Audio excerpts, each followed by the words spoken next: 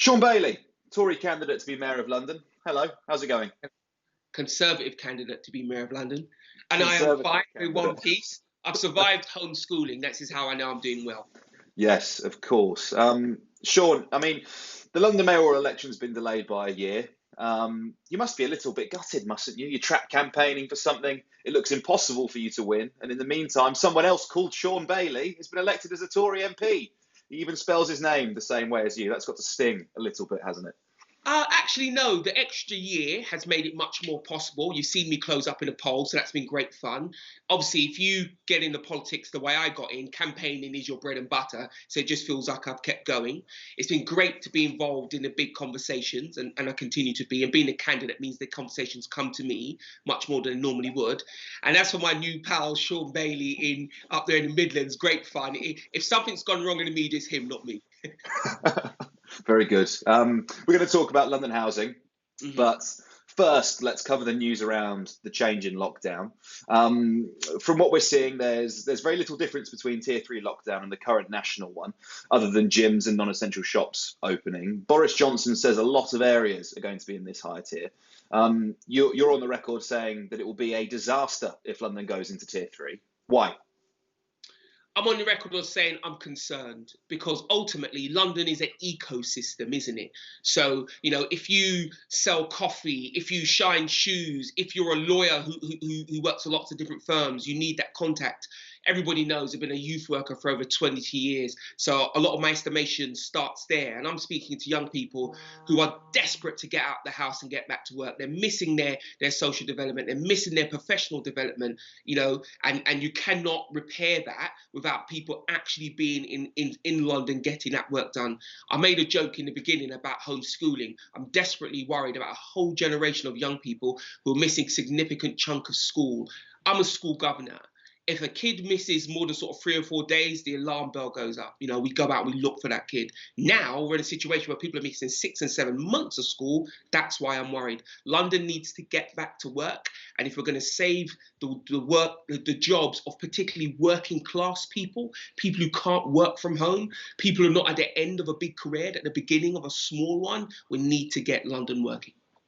So you said you're on the record as being concerned about this. It's been reported that on a Zoom call to business leaders yesterday, you said that it would be a disaster. Did you or did you not say that? I can't comment on a private conversation. As you might imagine, I'm around London speaking to hundreds and hundreds of businesses. For me, that's the key thing, because I'm really about making sure that working people have independent lives, and that means they need work, hence talking to businesses. And I'll reiterate the point. I am worried about the employment prospects of young people going forward, of working class communities. I've sat in London and watched Sadiq Khan flip one way. First, he wants a 10 o'clock curfew. Then he doesn't want it. It's safe to go on the tube. It's not safe on the tube. What people want is consistency. They need to understand where they're going to be going into the future.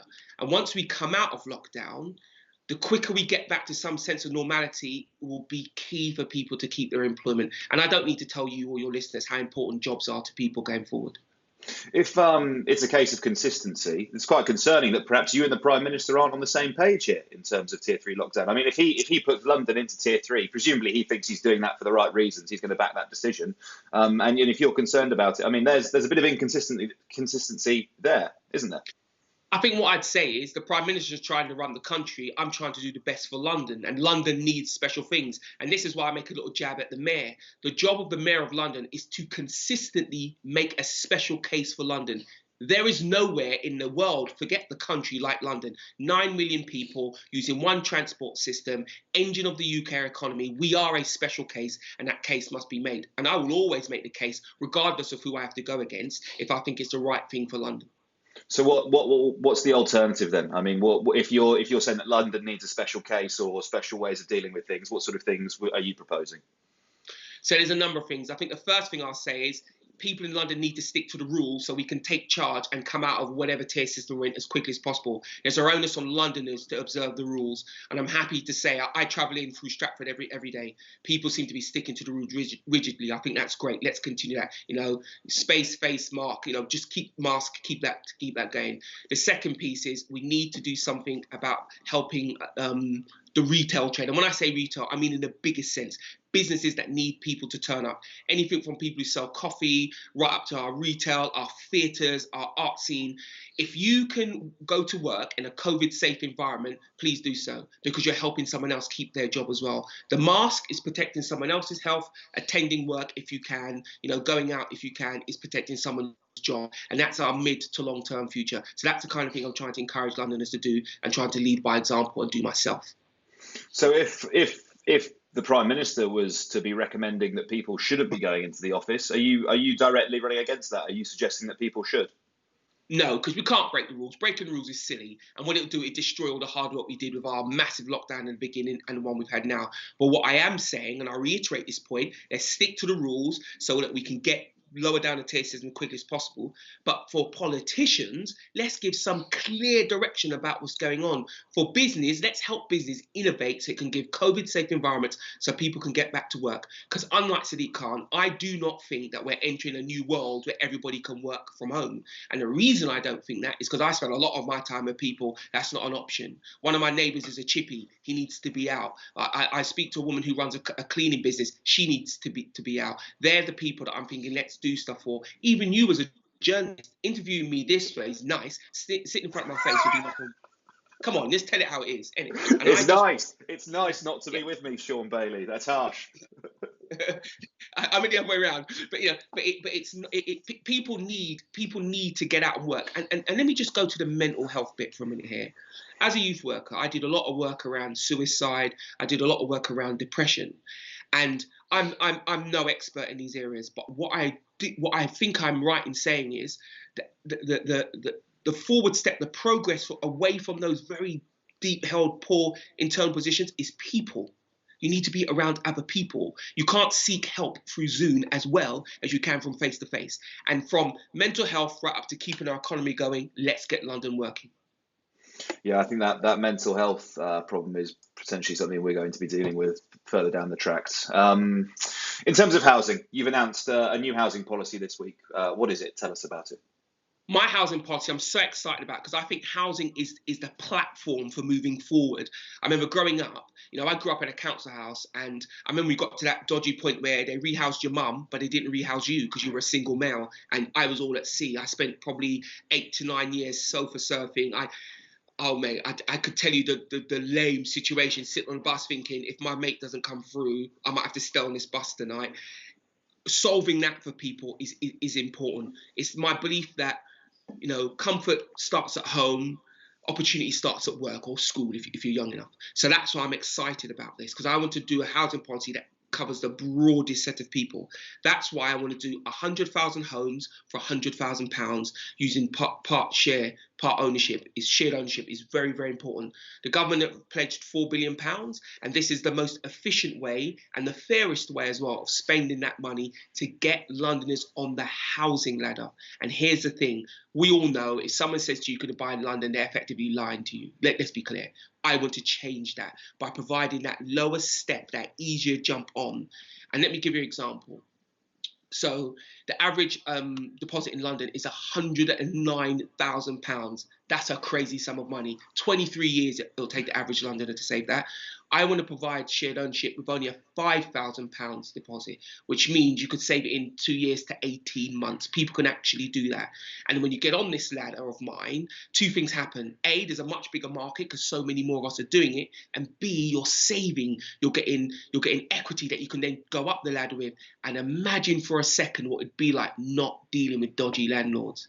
If there's one feature of my life, I've dealt with some shady characters along the way. Imagine going home and knowing, well, it's not even a case of can the landlord turf me out. I'm the landlord. I'm going to be cool. That alone makes this worth doing. So yeah, I'm glad you mentioned that it's shared ownership there, because this isn't an entire home for 100 grand, is it? It's, if you're working on the maths that you're using there, it would be about perhaps a quarter of a home for 100 grand, given the average house price for shared ownership is about 400k, right? People still pay. Let's talk averages for a second. You're right. Let's be clear. What you've said is correct.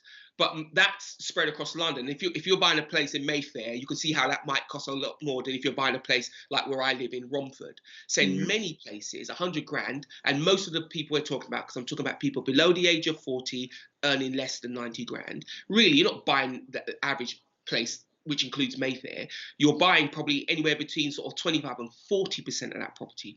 And the reason why I focus on those figures, I never bought my first home till I was 40 years old, but I had shared ownership flat before that, and that's how I saved the deposit. And I was able to take that money and actually put it into that home. That's what I want to make for people. My personal experience of landlords, it going wrong and it going right, and then getting to this point in my 40s was because of shared ownership, and I want to spread that tactic as far as possible.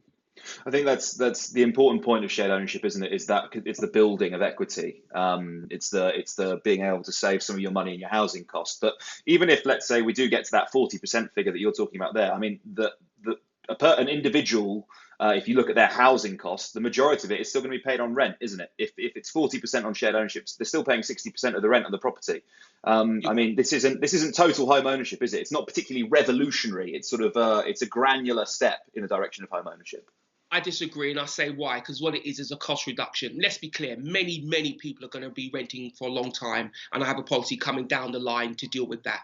But there's two things I want to do. Sadiq Khan's current policy and his past policy have prevented Londoners from owning. Londoners want to own. So I need to find a way of helping Londoners own. This is it. That's the first part. Ultimately, even if you stayed in this scheme forever, you would be paying less out monthly on your housing. And that's the other win. When you've lived like I have, you quickly realize you're basically working for your landlord. I want to reduce that. I want to produce many more homeowners. Sadiq Khan's policy is producing many more landlords. I want to change that. And there's a deeper thing that's wrong with what Sadiq has proposed recently. The way in which he's going about it is most of the money that the government are giving, you and your listeners won't get access to that. He's talked about social rent. Who is eligible for social rent? Now, I will match his proportion of social rent, but I have to have a policy to make me sleep at night. That means people beyond that can also get housing, because we have a massive housing need in people who are not eligible for social rent. So I built a scheme that if you're a teacher, a fireman, a journalist, I don't know, you work in your local youth club, what it is, you can get access to this. Most people with any kind of employment won't get access to his scheme, and that means he's narrowing down who will be housed. I'm glad you touched on the size of this problem, because it's some estimates, it's been shown that London would need to build 66,000 affordable homes every year for the next 25 years if it was going to resolve its housing crisis. That's a huge problem of scale, right? And I think that's also a criticism that can be applied to this policy, because 100,000 shared ownership homes, it's a start, but in the context of that problem, it doesn't really touch the sides, does it?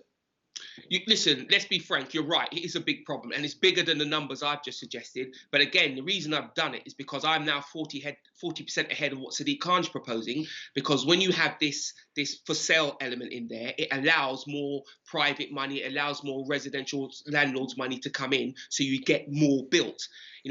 If you gave me a magic wand, I'd do you 66,000 straight away. I don't have that one. So all I can do is do the most with what I have. And this is a way of building 40% more than the current mayor has proposed. It's a way of making sure that a wider range of Londoners can get access to this. And for me personally, because I am a Conservative, it's about helping people build personal wealth, a little bit of equity. Imagine for a second you could make a decision about where you were going to live because you had a little bit of cash. Like, I live in Romford, love it in Romford, right? But it took me 40 years to be able to make that decision. I'm just trying to speed up that process for people listening to your show. Just finally, Shaun, in 2015, the Conservative government, I'll call it a Conservative government, not a Tory government, the Conservative government promised to build 200,000 affordable homes. The National Audit Office found in 2019 that none had been built. Why should anyone believe this Conservative politician's housing pledge? I think there's three things I'd say. One, anybody who knows me knows my politics is about working people. So I have a mate called Alex, right, who saved me from sleeping on the street. I was in uni one day. We were sat in the canteen. I was eating his lunch, and he said to me, "What's wrong with you?" And I said, "I'm staying in a place. They've just kicked him out, so I'm gonna have to leave too, and I've got nowhere to stay." And he just casually said, "Stay with me," right? I could have cried, except I was too busy being a hard man. I didn't want to cry in front of my mate, right? But that experience has always led me to know that it is all about housing. When I was a youth worker, some of the most extreme cases I dealt with, boys who were like just out there on the rob or whatever. What calmed them down was either get the job or get the place to live. So it's about my personal experience. My personal experience lets me know that this is what I want to do. The second thing I'll say is the money's there. The mayor of London, Mayoral Sadiq Khan, or anybody else doesn't get to keep it. You spend it or it's lost. And that's one of the things that Sadiq Khan's got wrong. They gave him 4.82 billion and he never spent half of it, so it's gone. I want to spend every penny. You ask any of your listeners, if the government gave them money, would they spend it? Same emotion. I want to spend that money. And most importantly, if nothing else happens in London, remember, this is the greatest place in the world, but why? Because of the people. And if we're going to continue to be great, we need to give good people great places to live so we can build a great town. That's why I want to do it. It's believable. I'd ask your listeners to believe me because it's achievable. I've laid it all out. It's affordable for people. It's affordable for London. The only thing now, let's get it done. Shaun Bailey, thank you very much for your time. I appreciate it. Pleasure.